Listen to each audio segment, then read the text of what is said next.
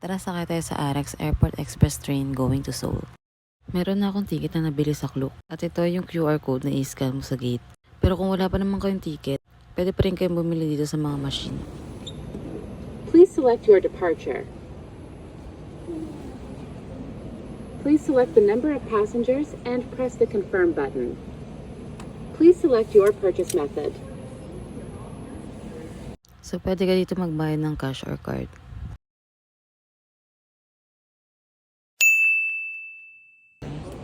Gates open 5:05. Anong oras na?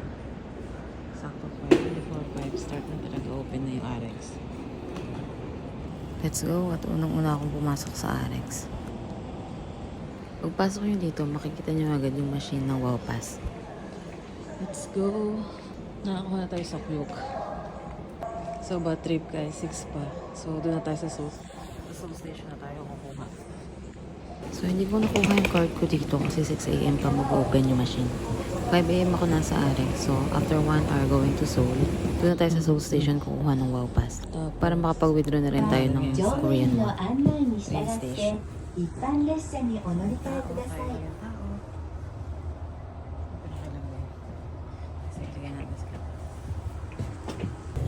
So ayan, diretso na tayo sa Seoul. Seoul station. Walang katao-tao. Ako lang. Hindi pero ko lang isa doon. May lalaki na. Pero ako maglakad dito. Tapos meron din dun sa dulo. So ayan, nasolo ko yung Arex.